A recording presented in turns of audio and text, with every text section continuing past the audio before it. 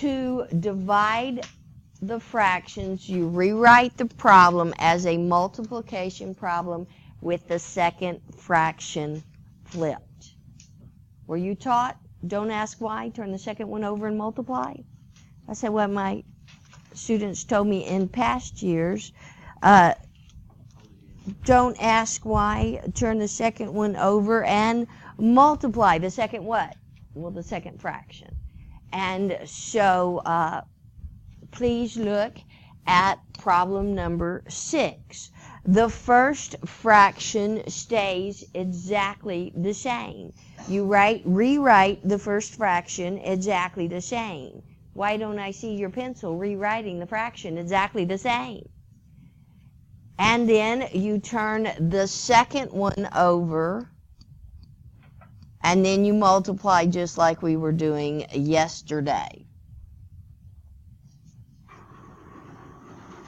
Now, when I was doing this previously, I said this one and that one are just the same. They can be canceled out. But is that true? This term and that term look almost the same, but are they the same?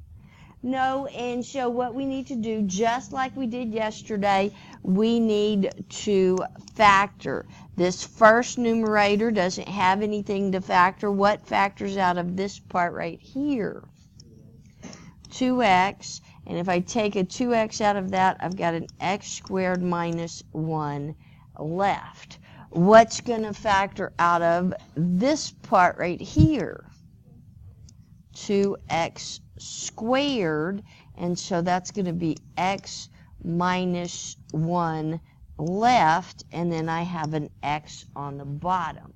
Let's go ahead and change this. X squared means x times x. That is the meaning of x squared. Now there's one more thing that can be factored some more.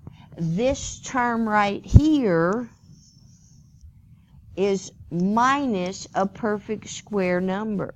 When you have minus a perfect square number, that factors some more. Go ahead. And to help you get these are seem to be kind of hard to recognize, so I've put some of these over here on the board. This is how x squared minus 1 factors. And so this factors some more. This factors into x plus 1, x minus 1. Now that you have it all factored, cancel out everything you can. This cancels out with that. This x cancels out one of those x's. This x minus 2 cancels, 2x cancels out that 2x. And what is left for our final answer? 3x minus 1 on top, x plus 1 on the bottom. Can I cancel out the ones? No, there's subtracting glue right there holding the 1 on. There's adding glue right there holding on the 1. That is the answer. To divide, you turn the second fraction over and multiply. So the first one's not a fraction in problem number 7.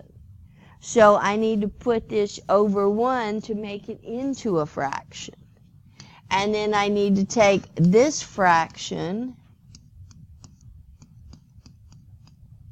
and put the x plus 5 on top and the x minus 1 on bottom. We need to start recognizing that as the difference of two squares. That factors into x plus 1, x minus 1. When you're multiplying it, they all multiply together on the top, and they all multiply together on the bottom. So this will cancel out that. What do I have left?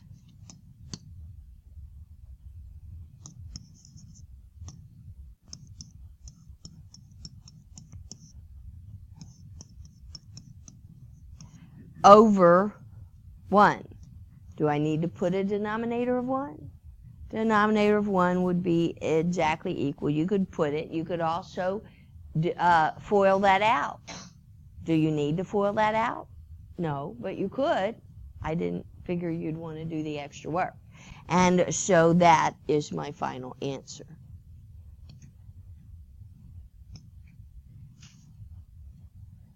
To divide fractions, you put the first fraction down just like it is, and you flip the second fraction, only the second one's not a fraction.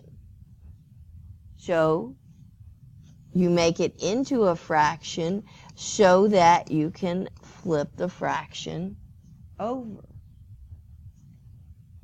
Now it's a problem just like we were doing yesterday, a multiply problem. In order to do a multiply problem, you need to factor.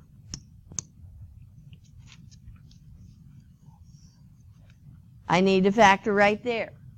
The factors of 4 are 1 and 4 and 2 and 2. Which one of these numbers are going to add up to the 4 in the middle? My first period class is getting better at factoring. Are you? This would be x plus 2, x plus 2. The x plus 3 stays the same. 1 times x plus 2. We get everything factored so we can see if there's anything that's going to cancel. We have an x plus 2 times 1 on the top. X plus 3 on the bottom. That is the final answer.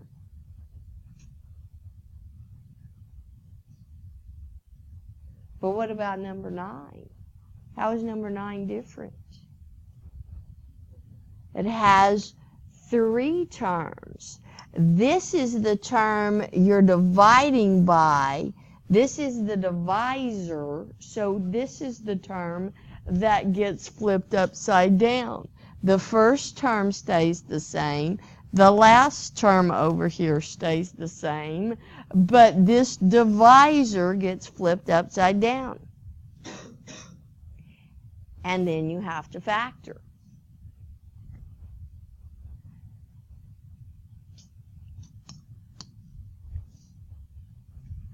What factors out of the first term?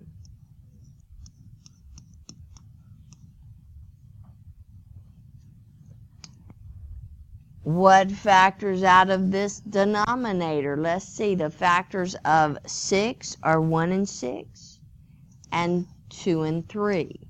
So that would factor into x plus 2, x plus 3.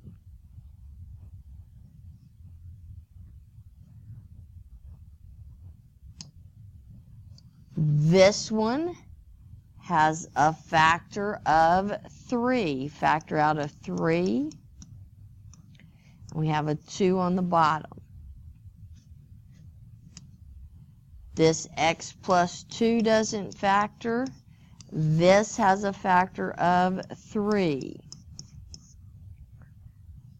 What? Right here, I miswrote the number. This number right here would be a, let's get back into the right color. This number right there should have been a 1 because 2 times 1 is equal to the 2.